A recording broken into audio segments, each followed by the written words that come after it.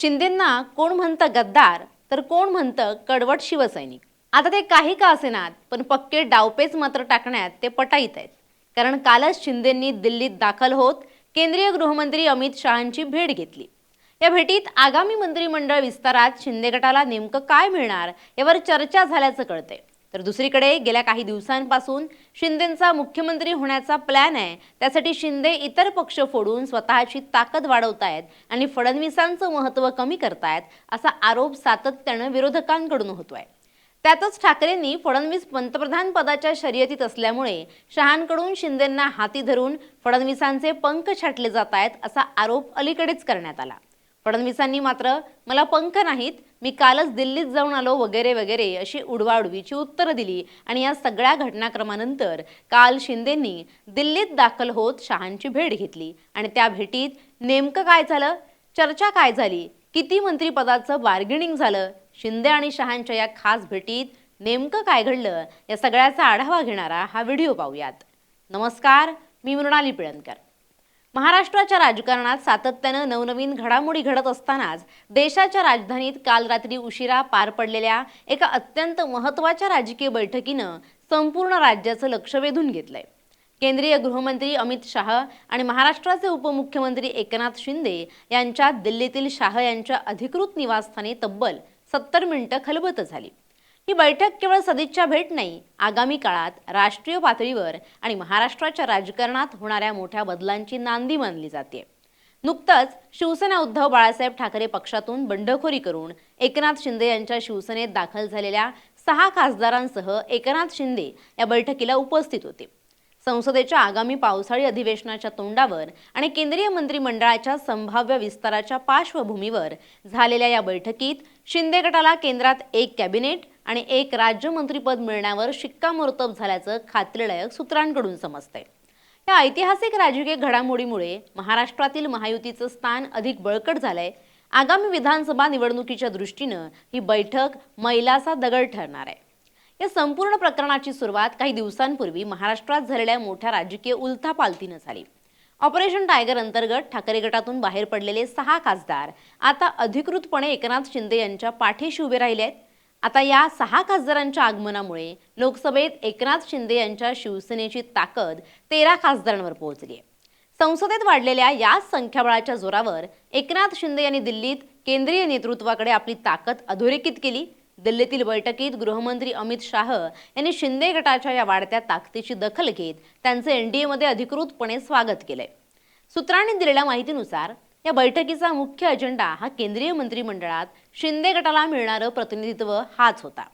लोकसभेतील वाढीव संख्याबळ लक्षात घेतलं तर शिंदे गटाने केंद्रात मानाचं स्थान मागितलं होतं, ज्याला अमित शाह यांनी सकारात्मक प्रतिसाद दिलाय। त्यानुसार शिंदे गटाला 1 महत्त्वाचं कॅबिनेट पद आणि एका खासदाराला केंद्रीय राज्यमंत्रीपद देण्याचं जवळपास निश्चित झालंय। केंद्रातील या संभाव्य मंत्रिमंडळ विस्तारात कोणाला संधी मिळणार यावरून आता राजकीय वर्तुळात जोरदार चर्चा सुरू झाली आहे। कॅबिनेट मंत्रिपदासाठी उपमुख्यमंत्री एकनाथ शिंदे यांचे सुपुत्र आणि खासदार डॉक्टर श्रीकांत शिंदे यांचं नाव सर्वात आघाडीवर आहे। श्रीकांत शिंदे यांनी गेल्या काही वर्षात दिल्लीत पक्षाची बाजू अत्यंत प्रभावीपणे मांडली आहे। अनेक केंद्रीय प्रकल्पांचा पाठपुरावा केलाय, त्यामुळे त्यांच्या गळ्यात कॅबिनेट मंत्रिपदाची माळ पडण्याची दाट शक्यता आहे। मात्र दुसरीकडे पक्षातील ज्येष्ठ खासदार श्रीरंग बारणे यांनीही ज्येष्ठतेच्या आधारे आपल्याला न्याय मिळावा अशी सुप्त इच्छा व्यक्त केल्यामुळे पक्षात अंतर्गत स्तरावर जोरदार खल सुरू आहे। त्याचप्रमाणे नव्याने पक्षात दाखल झालेल्या 6 खासदारांपैकी एकाला केंद्रीय राज्यमंत्रीपद देऊन त्यांचा सन्मान राखण्याची रणनीती आखली जाते। यामध्ये धाराशिवचे खासदार ओमराजे निंबाळकर, परभणीचे खासदार संजय जाधव यांची नावं आघाडीवर आहेत। ठाकरे गटाला त्यांच्याच बालेकिल्ल्यात शह देण्यासाठी या दोन्ही नेत्यांपैकी एकाला केंद्रीय मंत्रिपदाची लॉटरी लागण्याची शक्यता नाकारता येत नाहीये। या अंतर्गत रस्सीखेचामुळे आगामी काही दिवस शिंदे गटासाठी अत्यंत महत्त्वाचे ठरणार आहेत। शिवसेनेसोबत आल्यानंतर अमित भाईंना सदिच्छा भेट म्हणून आम्ही त्यांचे आशीर्वाद घ्यायला गेलो होतो आणि त्याचबरोबर या खासदारांच्या मतदार क्षेत्रातल्या विकास कामांचे काही प्रस्ताव, काही पत्र देखील या ठिकाणी दिलेली आहेत। आणि त्यामध्ये अनेक प्रश्न असतील, सिंचनाचे असतील, मराठवाडा, कृष्णा मराठवाडा सिंचन प्रकल्प असेल, रेल्वेचे काही प्रश्न असतील, त्याचबरोबर रस्त्यांचे काही प्रश्न असतील आणि काही वेगवेगळ्या प्रकारचे प्रत्येकाच्या मतदारसंघातले विषय होते आणि सर्व विषय कृषी विभागाचे काही प्रस्ताव होते, पंतप्रधान आवास योजनेतले काही होते, नगर विकास विभागातले जिथे नगरपालिका महापालिका आहेत त्यांचे विषय होते, ग्रामविकासाचे देखील होते. त्याचबरोबर जे मनरेगा जिरामजी चे गावातल्या ज्या सुविधा असतात त्याबद्दल देखील मी अगदी तुम्हाला डिटेलमध्ये सांगत नाही, परंतु एकंदरीत प्रत्येकाच्या मतदारसंघातले विकासाचे विषय तिथे त्याची पत्रही आदरणीय गृहमंत्री अमित भाईंना दिली आणि त्याच्याबद्दल सविस्तर चर्चाही झाली आणि सकारात्मक चर्चा झाली. केवळ मंत्रिपदाचं वाटपच नाही तर या 70 मिनिटांच्या बैठकीत ठाकरे गटातून आलेल्या 6 खासदारांच्या कायदेशीर विलिनीकरणावरही सविस्तर चर्चा झाली. लोकसभा सचिवालयामार्फत या सर्व खासदारांचं एकनाथ शिंदे यांच्या अधिकृत शिवसेनेत तांत्रिक आणि कायदेशीर विलिनीकरण लवकरात लवकर पूर्ण करण्याच्या प्रक्रियेला गती देण्याचं अमित शहा यांनी मान्य केलंय. ही प्रक्रिया पूर्ण होताच संसदेच्या रेकॉर्डवर शिंदे गटाचं संख्याबळ अधिकृतपणे वाढणार असून यामुळे ठाकरे गटाला आणखी एक मोठा कायदेशीर धक्का बसणार आहे. या कायदेशीर प्रक्रियेसोबतच आगामी पावसाळी अधिवेशनादरम्यान विरोधकांच्या रणनीतीला कसं तोंड द्यायचं यावरही अमित शहा यांनी शिंदे आणि त्यांच्या सर्व खासदारांना विशेष मार्गदर्शन केलं. संसदेत महायुती आणि एनडीएची एकजूट दाखवून विरोधकांचे मनसुबे उधळून लावण्याची रणनीती या बैठकीत निश्चित करण्यात आली.